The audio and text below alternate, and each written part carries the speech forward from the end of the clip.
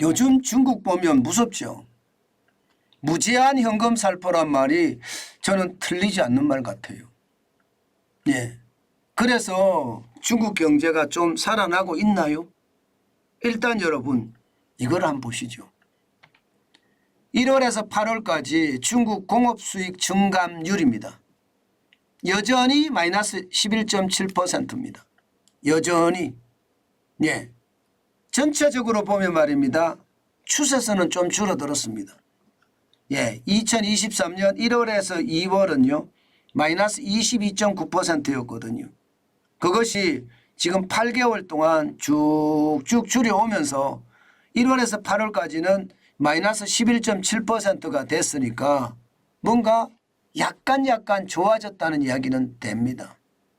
예. 작년에 보면 말입니다. 작년 7월에 1월에서 7월까지 마이너스 1.1%를 기록한 이후로 계속 빠졌거든요. 계속 빠지다가 올해 들어서는 1월, 2월이 완전히 폭삭 망했다는 그런 뜻이에요. 그렇지만 여러분, 예, 이게 돈 풀어서 중국 경제가 회복하는 신호라고 받아들여야 될까요? 여전히 마이너스 11.7%인데요. 그런데 시장에서는요, 예, 돈 풀어서 실제로 말입니다. 지표가 좋아지는 거다 이렇게 해석합니다. 중국 경제가 좋아진다면 우리 경제도 좋아지거든요. 아무래도 중국에 대한 수출 비중, 홍콩을 통해서 중국으로 수출하는 비중이 전체를 합치면 여전히 25%가량 되기 때문에 중국 경제가 좋아진다는 것은 우리에게는 굉장히 희소식이에요. 그만큼 말입니다. 우리 경제에 영향력을 많이 미친다는 뜻이에요.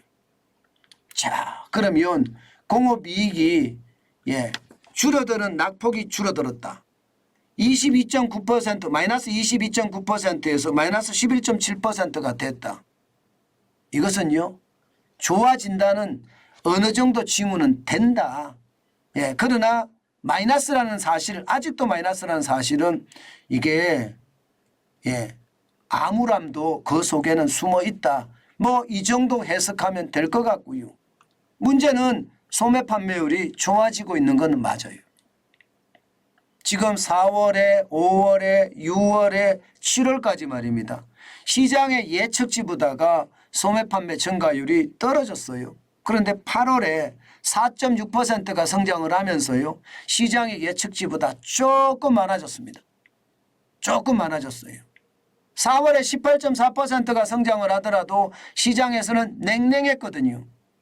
왜냐하면 작년 4월에 마이너스 11.1% 상하이가 봉쇄될 때 최악이었으니까 적어도 올해 4월에는 기저효과가 있기 때문에 적어도 20% 이상 시장이 올라갈 거다. 그렇게 예상을 했지만 뚜껑을 열어보니까 18.4%예요. 생각보다 나쁘다. 5월에도 생각보다 나쁘다. 6월에도 생각보다 나쁘다. 7월에도 전망보다 나쁘다. 생각보다 나쁘다였습니다. 그런데 8월에는 조금 좋아진다. 생각보다 더 높아졌다. 이런 분위기가 많이 되고 있거든요. 여기에 수출도 말입니다. 수출도 지난 7월에 마이너스 12.4%까지 줄어들었었는데요. 8월에는 마이너스 7.3%로 낙폭을 확 줄였습니다. 낙폭을 확 줄였어요. 그러니까 시장에서는요. 지금 기업의 공업이익도 조금씩 늘어나고 있고 그중에 핵심이라고 이야기하는 소비가 많이 늘어났다. 여기에 수출도 낙폭을 줄였다. 경제 회복되는 거 맞잖아. 이렇게 이야기하고 있는 건 지금 현실입니다. 그런데 여러분, 그런데 우리 생각을 해보자고요. 딱 두 가지 차원에서 여러분 우리가 고민을 해봐야 됩니다. 두 가지 차원은 뭐냐? 돈을 엄청 풀었어요. 진짜 무제한으로 현금 살포한다고 이야기할 만큼 중기 유동성 지원 창구 금리를 말입니다. 낮춰주면서 실질적으로 시장에는 우리 돈으로 111조 원가량 풀었습니다. 중국 돈으로 따지면 650억 위안이에요. 게다가 말입니다.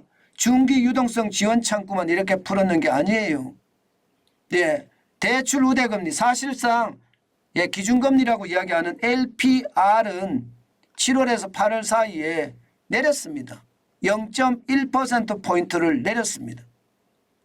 그만큼 말입니다. 시장에는요 금리 내렸다. 이렇게 되면 여러분 대출은 더 많이 해가겠죠. 당연히 더 해갈 겁니다. 이것도 현금 살포 중에 하나입니다. 여기에다가 말입니다. 중앙은행의 중국의 대형은행들 말입니다. 직업 준비율 낮췄습니다.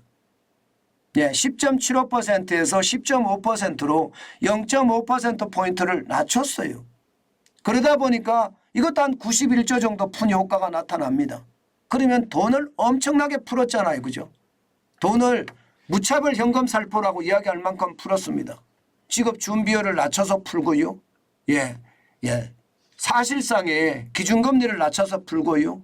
여기에 중기 유동성 지원 창구를 통해서 풀고요.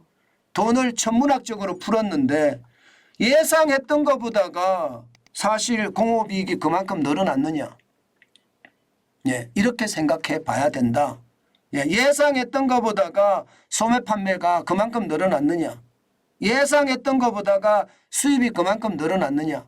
바로 이 부분을 생각해 봐야 된다는 뜻이고요. 저는 예상했던 것보다가 안 늘어났다. 이렇게 생각할 수도 있다는 뜻입니다. 또 하나는 이제 푼지 얼마 안 됐다.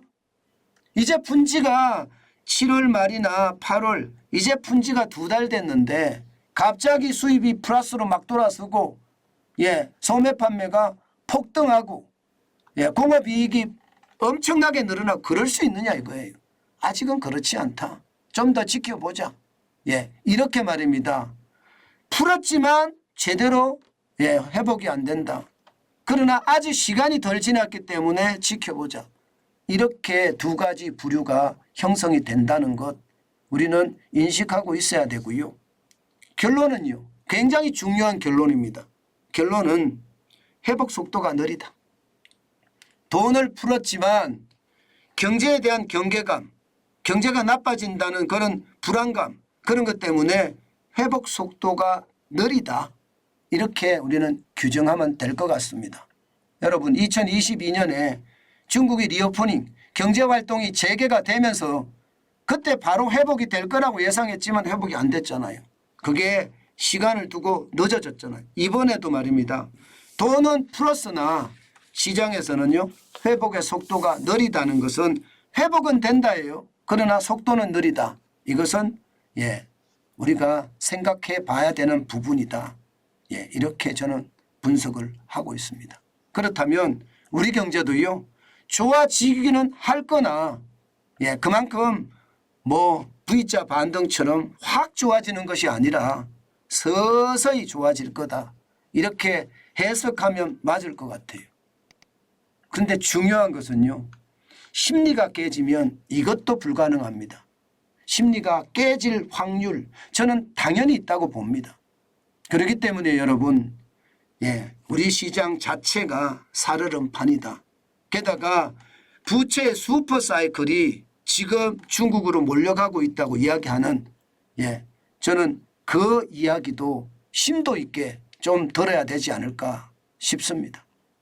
그만큼 말입니다. 상황은 불안하다. 그 불안한 게